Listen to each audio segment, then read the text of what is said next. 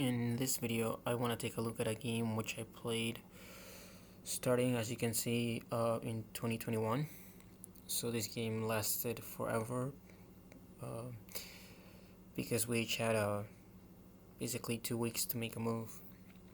And, well, I think the game is actually pretty instructive. I learned a few things in the opening. And, well, I wanted to play in Alekhine's defense, but my opponent, either he got scared and thought that I would know more theory than he did, or he just found a way to get the opening that he wanted. So he played knight to c3, and well, here there are several moves that black can play. I opted for e5, just transposing into a Vienna game, and my opponent played the most or one of the most aggressive continuations, f4, which I wasn't very happy with this because, well, we're not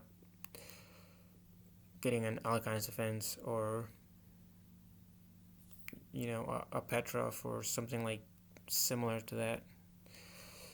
And, well, I do occasionally play the King's Gambit. I did play it for over a year, so I was kind of hoping to try to transpose into some lines of the King's Gambit to just be more familiar with the position. So this is kind of, I guess, the dance that stronger players have to make in order to get the position that they want or the opening that they want.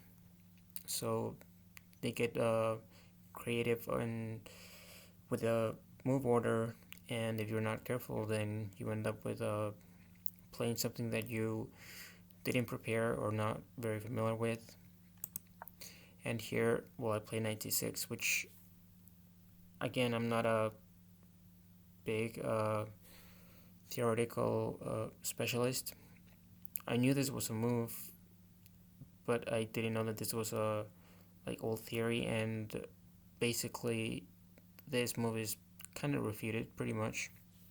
If you analyze it with Stockfish, it pretty much gives pretty much a winning advantage.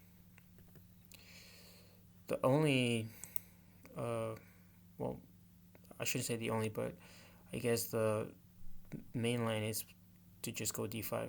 This is the most popular move, and it apparently is the only move that equalizes the position. Depending on the engine, it might even prefer black slightly.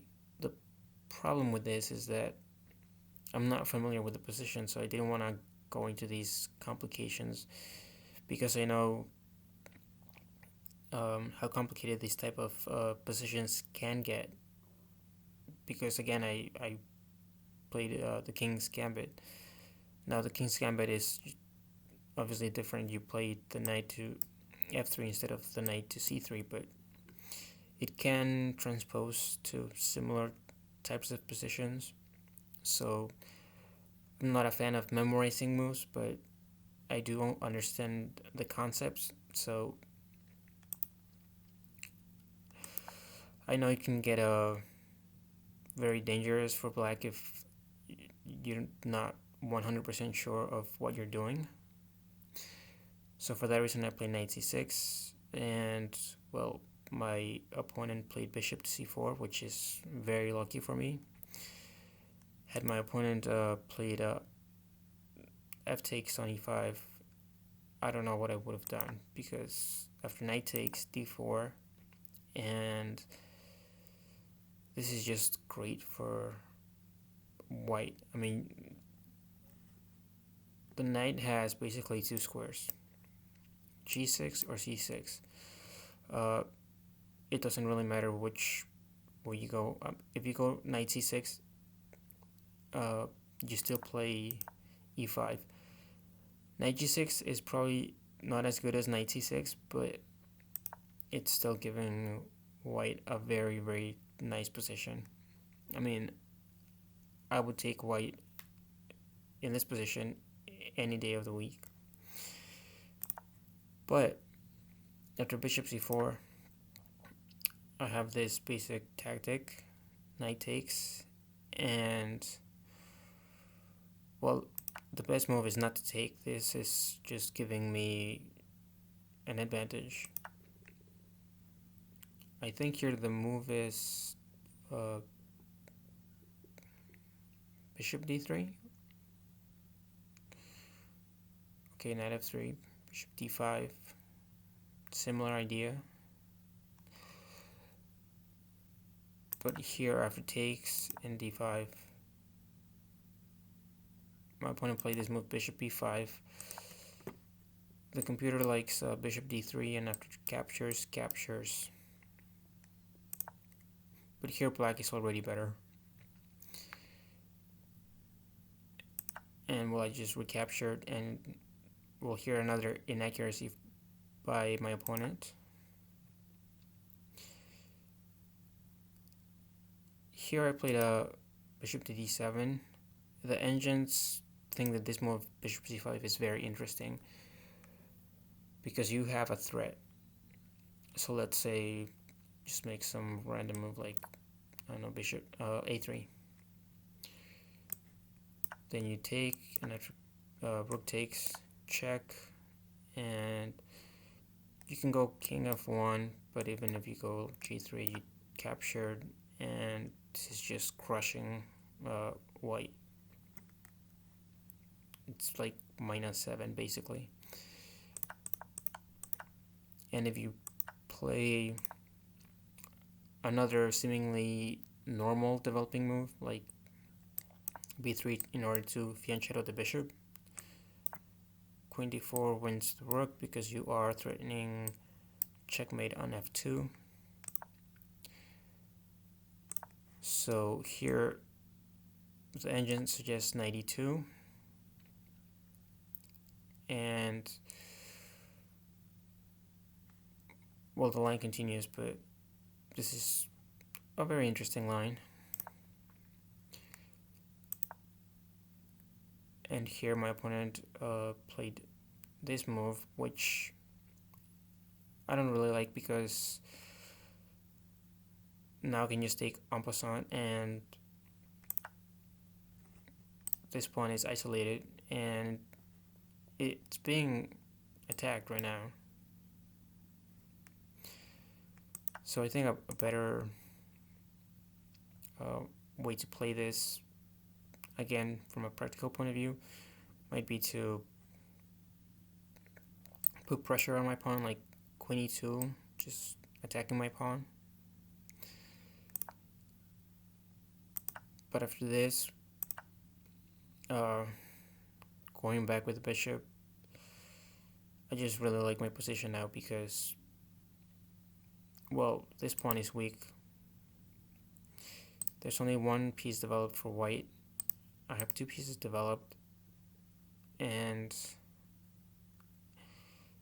even though I'm not up material, it almost feels like I'm up material.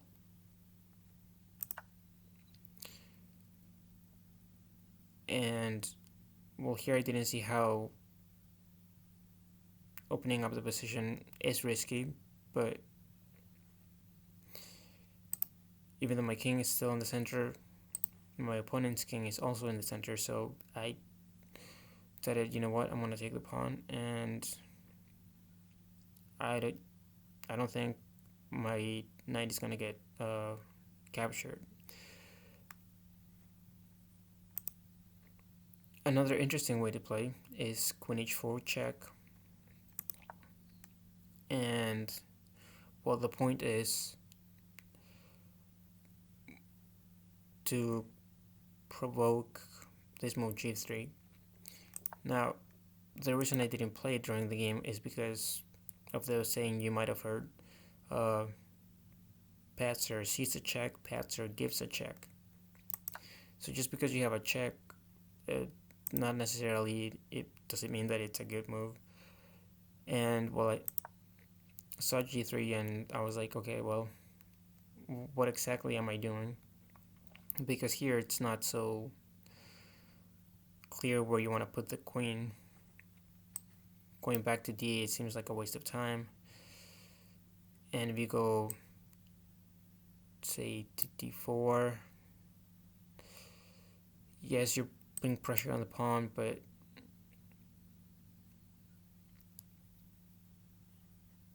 you always have to be careful when the queen is in the center of the board, because it can be attacked, say, by c3. So, well, the computer can calculate all the lines, so, you know, knight f3 and castles, bishop f4, and now the pawn's defended. And, well, this position looks good for me because, you know, potentially I have a discovered attack on my opponent's queen.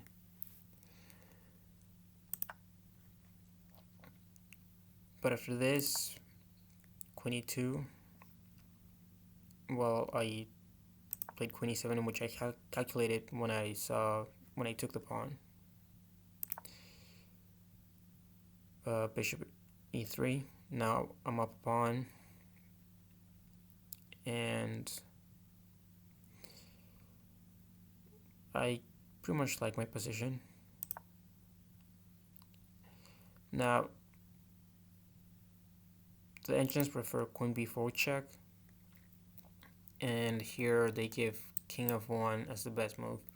The point is, if you play the obvious c3, you have this queen takes on b2, because you're not losing the queen.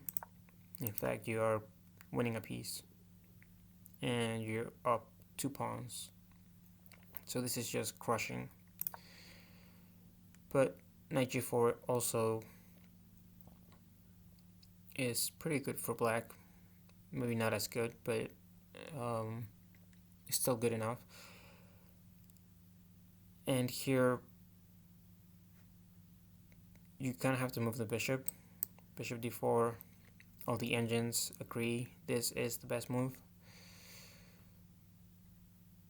Instead, my opponent blundered with bishop b5, and now, well, black is basically just winning by force. I played c6, which I thought it was funny that the engines give this move 2 question marks, because the advantage goes from like -7 to like -5. So apparently taking here with a knight is the best move. The point is, if you take with check, yes, you have to move the king, but there is no rook check, because, well, you just take it. And because the queen is pinned, you can't take with the queen, so you're either gonna take with the king, and then black will take white's queen, or white will take with check, and after bishop takes, king takes. Either way, you're gonna trade queens, and this is just gonna be hopeless for white. But I think this is just nitpicking. It doesn't really matter. The game's already pretty much lost for white. And after this, well, I took with the queen, which again, the engines prefer taking with the knight. But here, I'm basically just forcing the trade of queens. I'm up a piece and a pawn, so why not just simplify? My opponent decided not to capture and just get a little fancy with knight f3, letting me take the queen. I threw in this move, bishop b4 check, which is ironic because that's what my opponent did, and that's what landed him in a lot of trouble by just losing a piece. But here after c3, things are not the same because I have this intermezzo queen check and you don't have time to take my bishop. So it's not quite the same. And well, after the recapture, now I have time to move my bishop, and well, I'm just gonna trade pieces, increase my advantage, and also by trading pieces, pretty much killing any counterplay that my opponent might have. So castles, and just want to mention that the point of the knight going back is that I didn't want to castle until my opponent castles himself first, so that I know which way to castle, because if I castle right now, then he can start.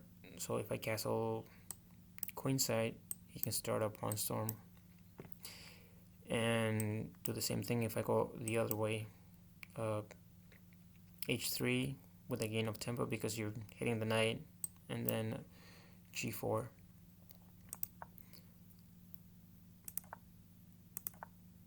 So now I don't have to worry about the pawns coming forward, because by doing that, well, he would be exposing his own king. And after bishop c4, knight d5, this pawn is blockaded. This bishop is no longer putting pressure on f7. And well, here my opponent, I believed, lost on time. I guess he didn't want to resign. So yeah, I got lucky with the opening. Otherwise I would have just lost the game pretty much straight out of the opening, or maybe I would have drawn the game. Anyway, if you like the video, to give the video a thumbs up, and share and subscribe if you haven't already done so. And thank you for watching.